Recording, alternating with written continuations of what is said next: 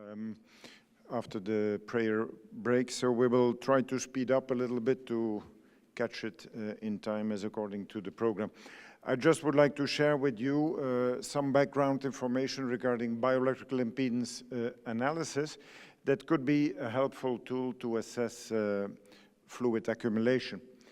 So I'll tell you what it is, how it works, why, are there any clinical indications, when to use it, so when there is a risk for fluid accumulation. Then we'll give a demonstration during the skill station that will be after the lunch, and then wrap up. So what is bioelectrical impedance analysis? I told you the body is mainly consisting of water, 2/3, and everything I'm telling here, you can read in this open access. Everything is open access with the Fluid Academy. Review on BIA in the ICU. So body mainly water in content, but it changes over time. So the older we are, the less water. Little infants have more water content. And it's also different between men and women, so the gender plays a role when it comes to body composition, water, muscles, and fat tissue. Basically, what a BIA does is looking at the body as an electrical model, so we have measurement of the impedance, resistance, reactance, phase, and capacitance. Terrible terms, very boring, but I'm going to try to quickly go over them. So what is the capacitance? It's the storage of an electrical charge for a short moment in time. And you can correlate it to healthy cell membrane. So the more cells, the healthier the patient, this will have an impact on capacitance. So it reflects the number of cells. Okay, reactance and resistance. The reactance is the opposition of a circuit element to a change of electrical current. And it also reflects cell mass, whereas the resistance is the opposition to the passage of electric current. And this is inversely related to the water content. So the more water, the lower the resistance and the lower the impedance, because the impedance is calculated by this formula based on reactance and resistance. So you can imagine that if there is a lot of adipose tissue, which acts as an insulator, electrical current will not be able to pass through freely. Whereas when there are a lot of cells, muscle, water, the electric current will pass much more easy. Okay. So if we look now at the ratio between insulative tissue and conductive tissue, so water, muscles, and fat, this reflects the impedance, which is measured with the BIA device. Remember, more water, less resistance, lower impedance. That's the basic principle. So now you're going to ask me, how on earth does this device give me all the information of the extracellular, intracellular, volume excess, and so forth? So we have some assumptions. And the first assumption is that we consider the body to be a cylinder. But in fact, in reality, we have 5 cylinders, 2 arms, 2 legs, and the torso. Body composition should be homogeneous. This is the theoretical prerequisite. Of course, in real life, we can have more fluids here, ascites. It's not completely homogeneous. It also assumes there is no individual variation and no impact of environment, which could be altered if we have fever, if there is stress. So there are a little bit of conditions or assumptions that we make. So if we consider the body to be a cylinder and we know the length and the area, the surface of the cylinder, then when we calculate the impedance is reflective by the specific resistivity and the content of the cylinder, If we multiply twice with the length, we have the length in square, and area times length is volume.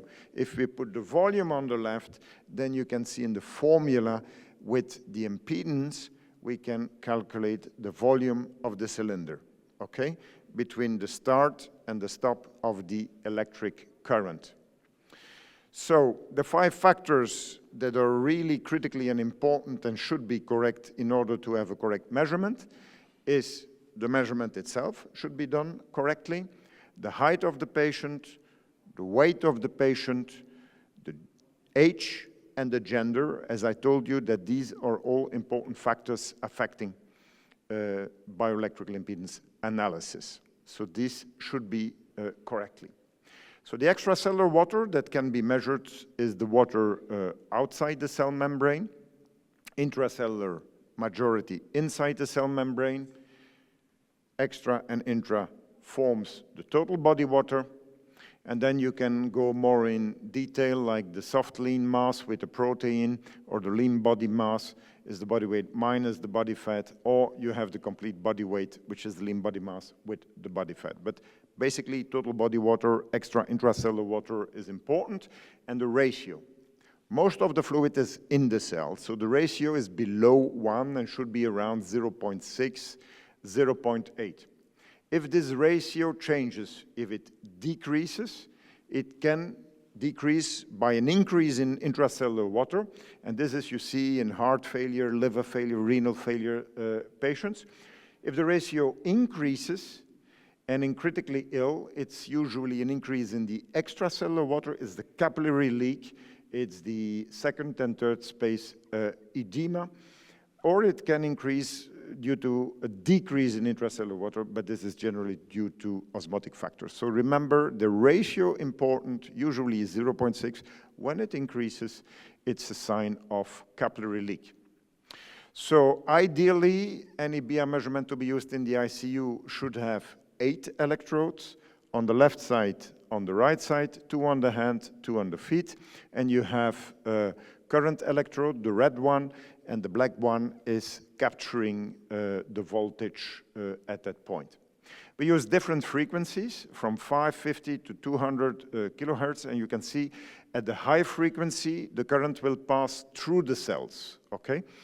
With the device that we will show you, we have a special technique that we measure 3 times from right hand to right foot, 3 times from the left, then we go from the right to the left, and from the left to the right, and we go the upper right, left, and left, right, and the legs, right, left. So it's multi-measurements.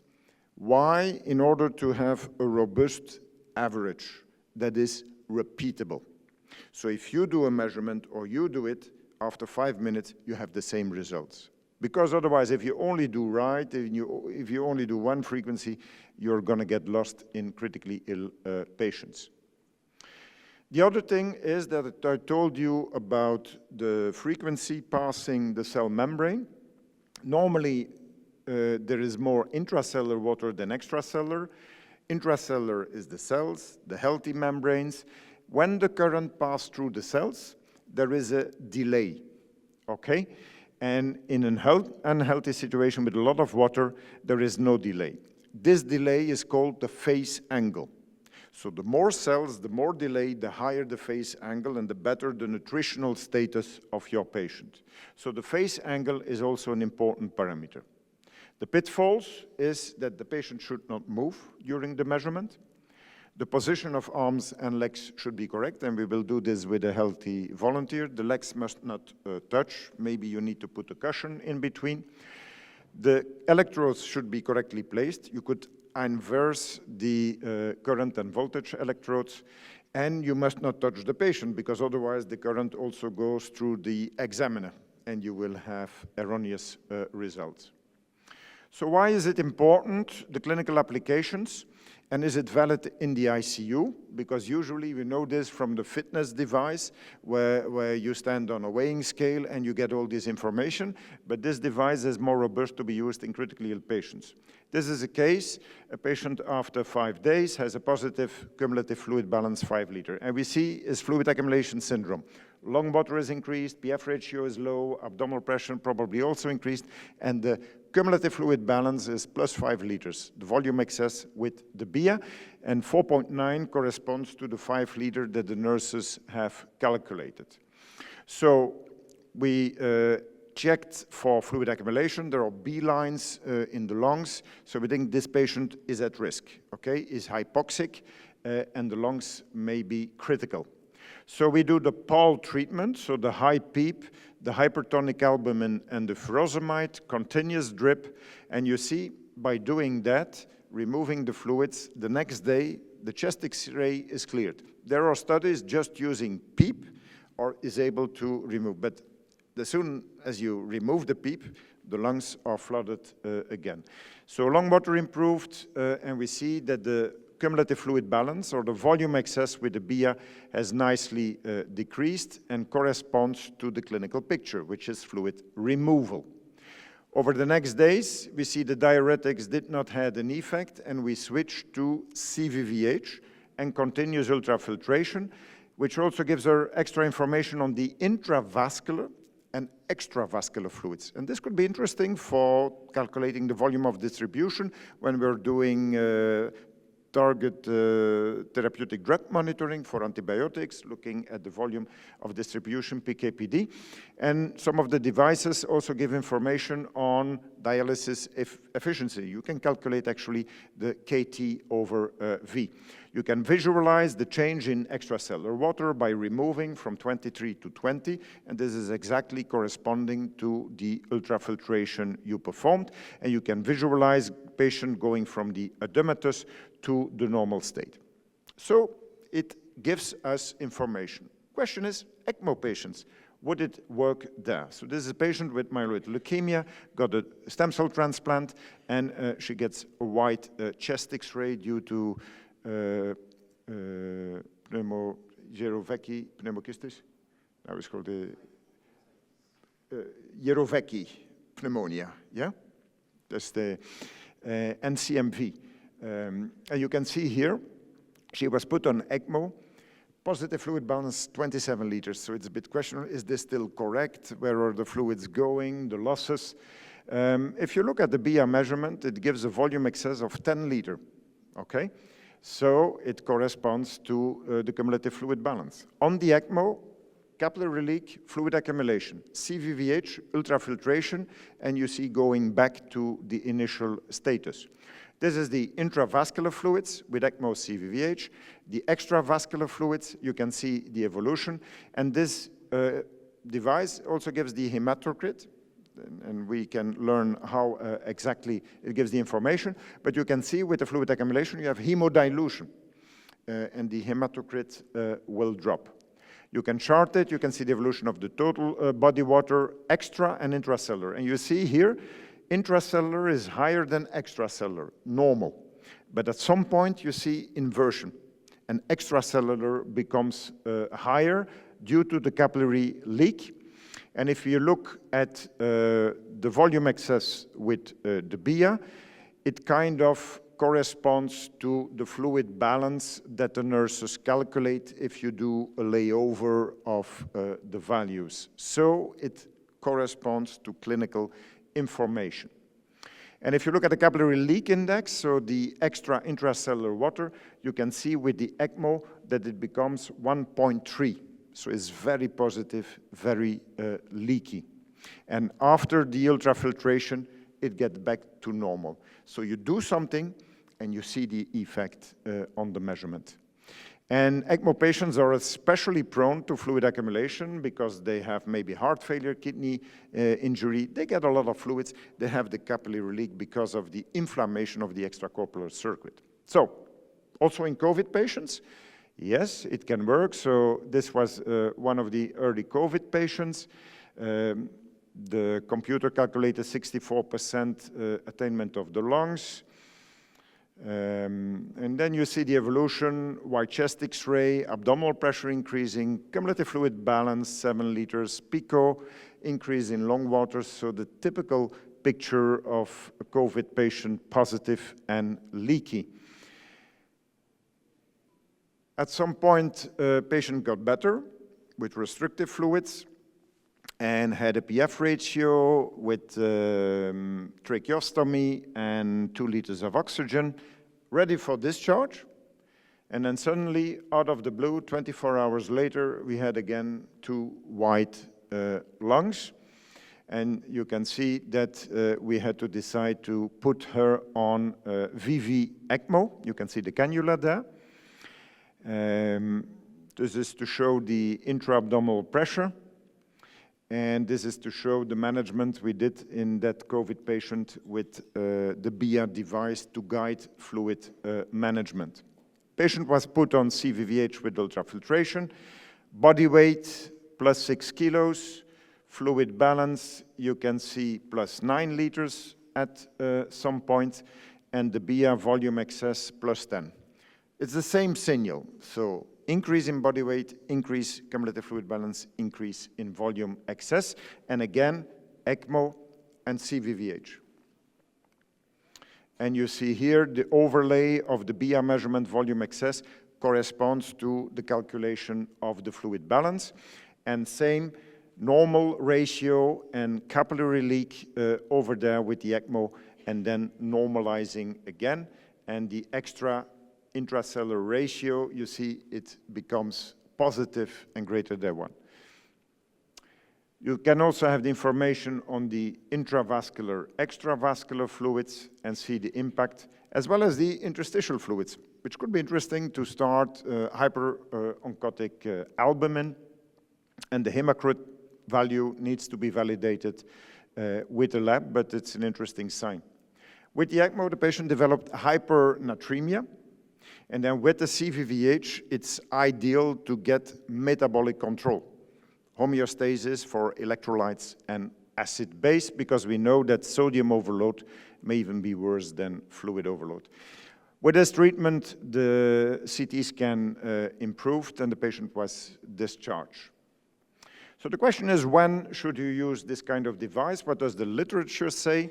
Well, in septic patients, you expect capillary leak, higher extracellular water, as opposed to trauma patients. In this study, we looked in patients with sepsis and who had dialysis, and you can see that non-survivors, again, have higher extracellular water, and especially the ratio. So it is a good prognostic indicator. And we looked at the study in 101 healthy volunteers and 101, we like, so it's not 100, so it's 101. It's a nicer number. And you can see that in the ICU patients, again, they have more water on board, they have more volume excess, and they have more fluid accumulation as compared to healthy individuals. And then when it comes to outcome prediction, the extra intracellular water ratio was predictive with a cutoff if it goes to 0.9, coming from 0.6, then it's worse. And you can see in Kaplan-Meier if there was capillary leak, so defined as an extra intracellular above 0.87, the patient did worse. When it comes looking at survivors, non-survivors in this sample, you can again see that non-survivors in blue, despite the fact that the total body water was similar, but the extracellular and the ratio and the volume excess was higher in non-survivors. So fluid accumulation, poor prognosis. We found a relation between the cumulative fluid balance and the volume excess, is what you expect. And you can see the more fluid accumulation, the higher the mortality in the ICU in the hospital. So the more you accumulate the fluids, the sicker you are.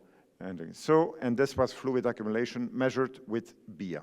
So it has prognostic value, as shown in the difference between Kaplan-Meier. This is a 5% fluid accumulation. And we found in the patients that had a PICO a relation between extracellular water and extravascular lung water. So it gives you an idea of leak also in the lungs. This is another study by the group of Claudio Ronco, looking at hyperhydration, again, is fluid overload 5%, and you can see that the patients who were fluid overloaded had a worse outcome. And the BIA, or the BIVA, which is bioelectrical impedance vector analysis, had a better ROC curve than cumulative fluid balance calculated by the nurse. So it seems interesting, and there is more and more literature coming out also in critical care patients. We will see a demonstration, and we will explain you all these screens, looking at the face angle. It'll give you body composition, fat, muscle strength. It gives you the idea where is the patient on the health plot. You can see evolution of extracellular water.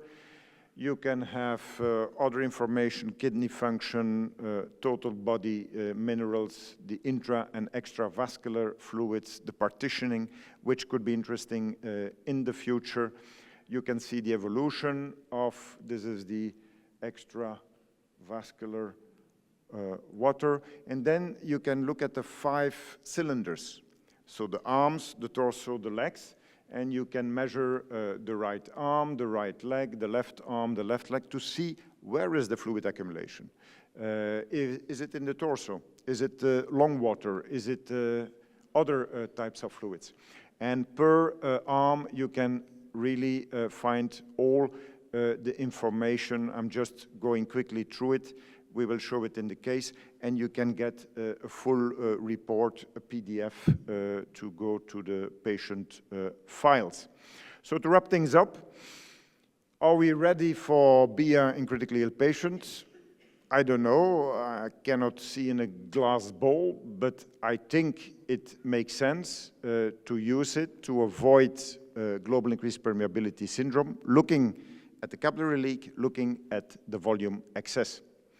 So it works with impedance, capacitance, reactance, resistance, the phase angle important, 8 electrodes you need, multi-frequency you need, the full body and the segmental analysis, here with the STAR method, the 5 cylinders. So these are the kind of conditions that the device, if you want to use it in the ICU, should have. Why should you do it? It's non-invasive, non-expensive, population-specific. There is no radiation, no isotopes. You can have the full body and segmental analysis. You can do it at the bedside. And studies have shown that with this STAR method, so repeatedly different measurements, you can have a low intra-observer variability. So for me, it's important. It gives me information on the fluid status and the volume excess. So this helps with fluid management de-resuscitation. It helps you to assess the effect of your diuretics. Are you really removing the fluids? Of your source control? Are you improving the extra-intracellular water ratio? And maybe in the future for volume of distribution, pharmacokinetics of antibiotics. And next to that, it gives you the traditional fitness information on nutrition, phase angle, and so forth, which are also predictive, and they are recommended by the ESPEN guidelines. And some devices offer you the information of glomerular filtration rate. So I think it's out there, and it's ready to be used in critically ill patients to help us guide through the different phases. Thank you for your attention. So we move on with the next lecture by Professor Monet, who will tell us now how to limit cumulative fluid balance and make it neutral or even negative, or avoid fluid accumulation syndrome. I already told you a little bit about the prevention part, fluid restriction, fluid withholding, the care part with the careful monitoring, looking at abdominal pressure, abdominal perfusion, early start of vasopressors, limiting the sodium, limiting the chloride. And I told you about the care with either fluid withdrawing, the de-escalation, and the de-resuscitation with diuretics, albumin, hypertonic, CVVH. I'm just continuing to talk because Professor Monet is busy with the slides. Is there any burning question? Who has already used BIA in the hospital? Could you raise a hand? No one? I think most of the dietitians in the hospital will use BIA for the phase angle and probably nutritional status, but they may not use it in the ICU. So maybe when you go back, it would be good to check if there is a BIA device in the hospital, what kind of device, if it has the 8 electrodes, the multi-frequency, and the segmental analysis, then it could be something that you could use also in ICU patients. No questions? Okay, I'm going to ask another question then. Who is thinking of maybe using BIA in the future? Who would be interested? Yes? Okay, so, because it's really non-invasive, it's not expensive, it's repeatable, you can use it in multiple patients. And we found it especially interesting in COVID patients. In COVID-19 patients, initial wave, there were a lot of obese patients, abdominal hypertension, and then with the fluid accumulation, as I showed you, we really made decisions not based on one parameter, but cumulative fluid balance, lung water, abdominal pressure, and then the BIA volume excess to treat the patients. Professor Monet, you will tell us everything how to avoid positive fluid balance. Indeed, thank you very much, Manu. So the same conflicts of interest. How could we reduce that fluid balance? Because if we take the same example as we took before of a patient, for instance, with septic shock and pneumonia, and the patient has received, for instance, 2.5 liters, but the patient has a low PF ratio 3 hours after the ICU admission. And of course, the next treatment will be fluid again. And of course, I'm afraid of inducing fluid accumulation. I will try to deliver 3 messages within the very next minutes. The first message, it's very clear. Fluid accumulation is harmful in critical ill patients, and I will not say a lot about this because you heard about this from the beginning of the morning. Nevertheless, in spite of that, in spite of the fact that fluid accumulation is dangerous and worsens prognosis,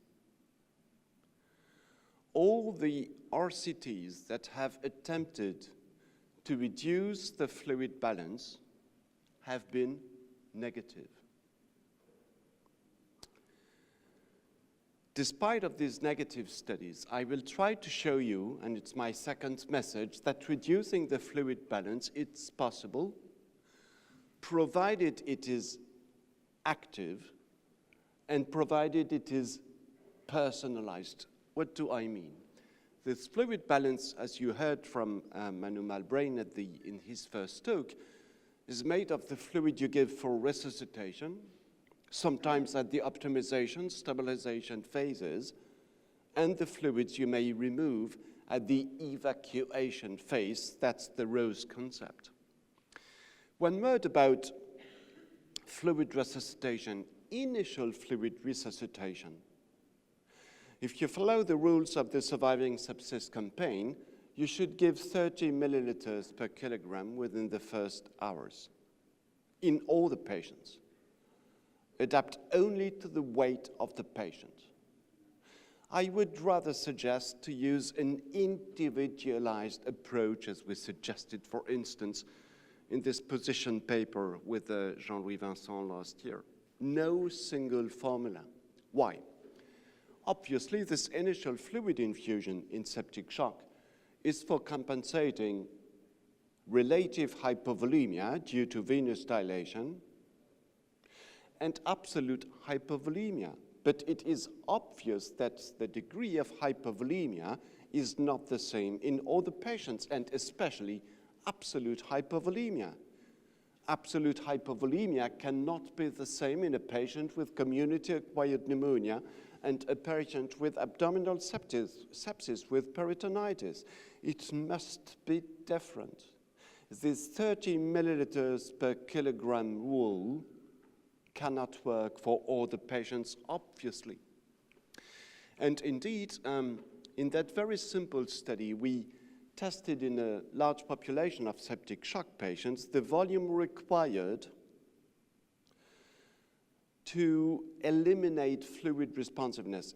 Initially, all the patients are fluid responsive. How much fluid do you need to make the patient unresponsive?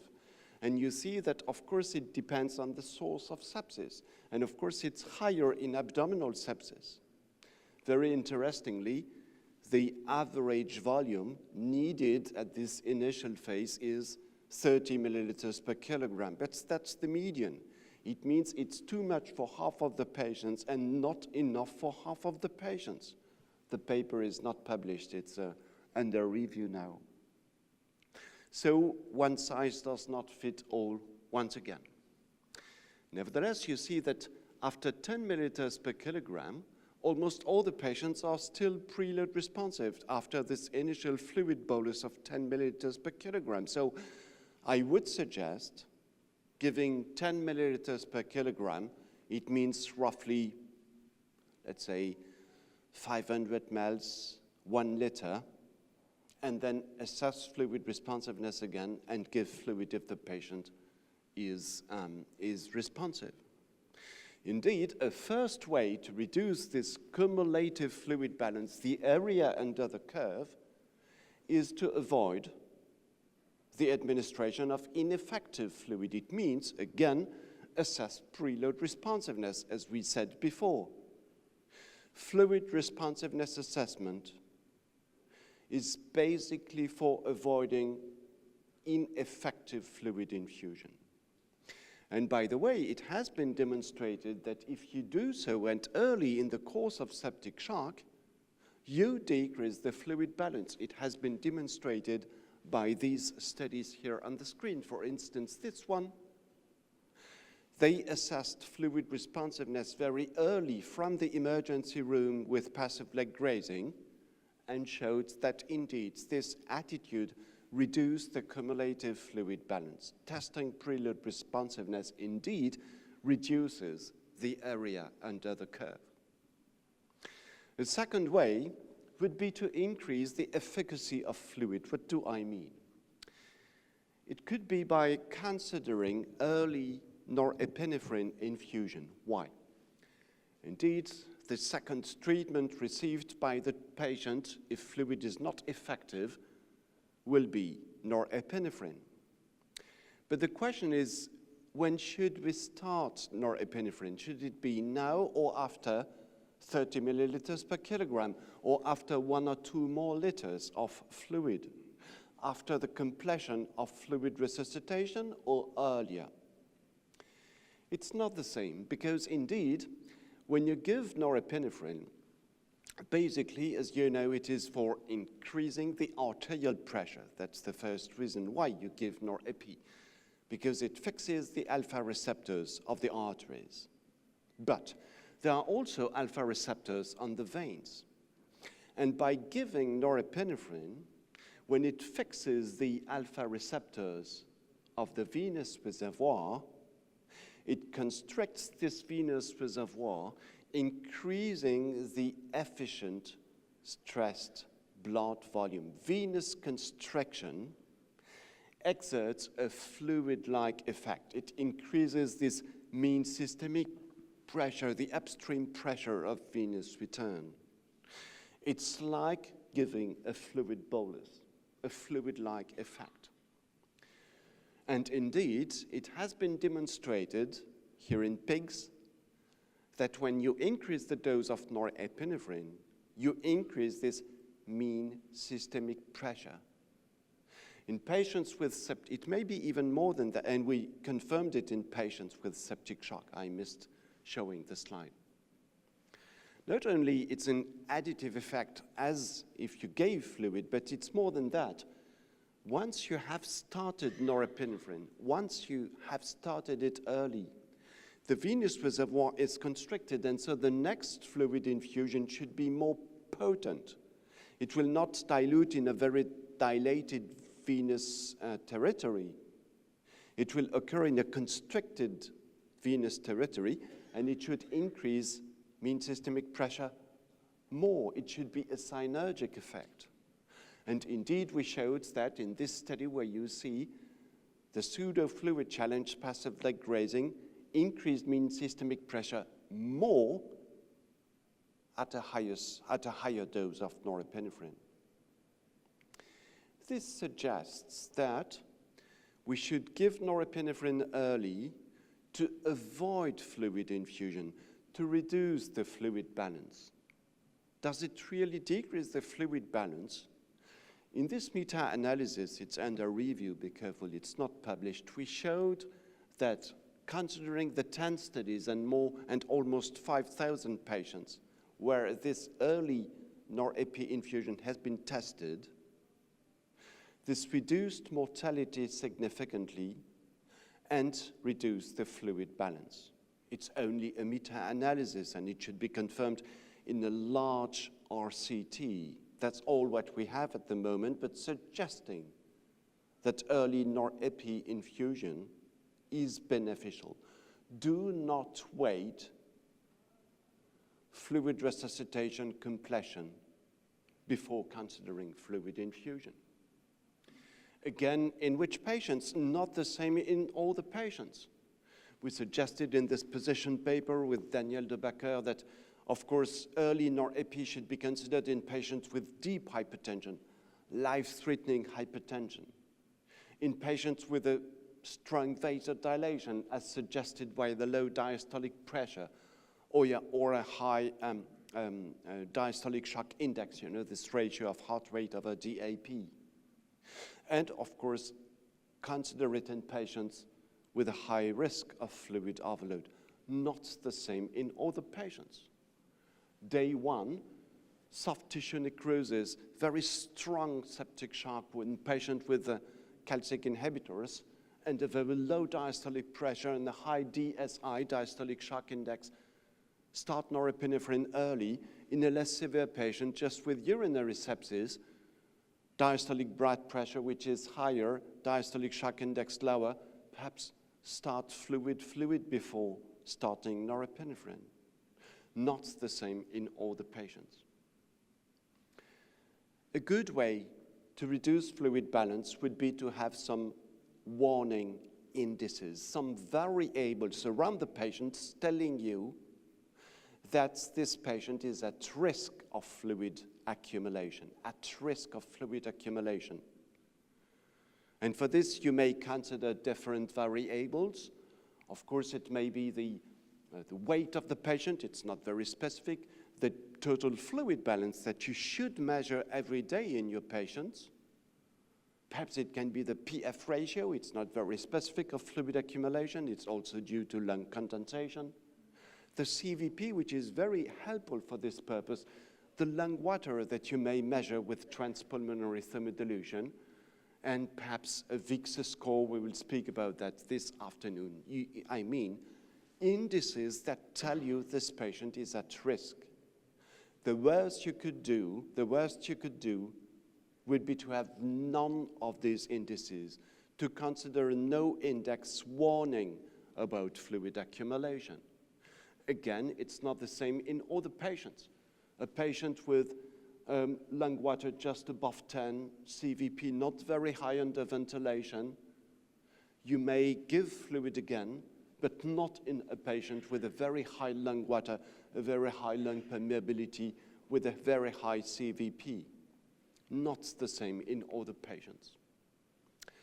The fourth way to reduce the cumulative fluid balance is to avoid unnecessary fluid infusion. I mean, to reduce this creep fluid, this maintenance fluids that has been said by Manu Malbranche. By the way, I think it's the most difficult part here of this pathway. Reducing the amount of fluid that you give for diluting the drugs, for keeping the venous lines open, That's not that easy, and I think it's a very difficult strategy. Bear in mind in this study that has been already shown by Manu Malbrain that this unnecessary fluid volume represented half of the volumes given in patients in the ICU, so it's not negligible at all. Finally, of course, a good way to reduce the cumulative fluid balance is to remove fluid when the patient has stabilized. De-resuscitate, remove the fluids administered in excess. But here the question is always the same. Let's imagine the patient is now stabilized, has no norepi anymore. How much, and is under ultrafiltration and hemodialysis, for instance? How much fluid do you remove in this patient? 1 liter, 2, 3, 4 liters? That's a daily question. Because you're afraid of removing too much fluid, of inducing hypertension, because it is dangerous. I would consider again individualizing using preload responsiveness. Why? That's what we tested in this study, and it's quite easy to understand. Before ultrafiltrating such patients, we performed a passive leg raising, and the idea was that if the patient was preload responsive before removing fluid, it means that by reducing preload, we reduced cardiac output, preload responsiveness. On the contrary, if the patient is preload unresponsive, you can decrease preload without changing cardiac output, without inducing intradialytic hypertension. And in this study, this is quite good.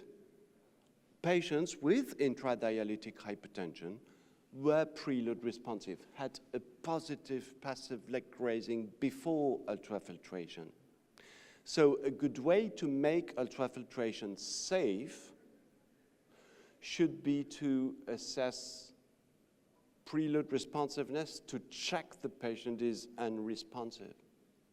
And it works.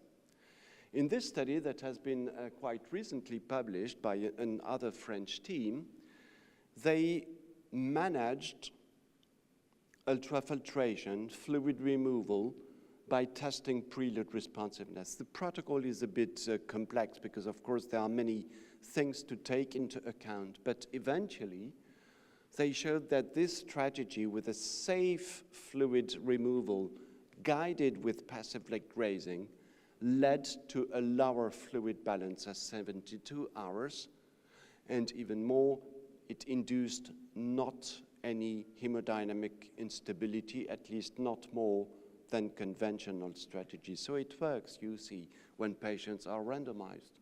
Again, not the same in all the patients. If passive leg raising is positive, for instance, no fluid removal. If it is negative, it means you could remove fluid safely. Not the same in all the patients. So you see, reducing the fluid balance, it is positive, but provided that you act on all the possible steps and that you personalize, not the same in all the patients. My last message for the last minute. The reason why the RCTs I showed at the beginning were negative is that they did not test such an active and personalized strategy. These are the negative studies I showed before. What did they use to reduce the fluid balance? The majority of them tested fluid resuscitation reduction. None of them assessed preload responsiveness to personalize. One only tested fluid removal. And so, of course, the volume reduced, the reduction of volume in these studies was very small. The only way to do is to act on all the aspects. None of these studies attempted to reduce the unnecessary fluids. Most of them focused on fluid resuscitation that represents only 6% of the total amount of fluid. And so it's not surprising that at day 1, for instance, in this study, the intervention reduced fluid accumulation by less than 1 liter because it acted only on fluid resuscitation. So again, the only way is to do that actively, acting on all the possibilities you have to reduce the fluid balance, and do that in a personalized way. That's the only way to do. Thank you very much for your attention.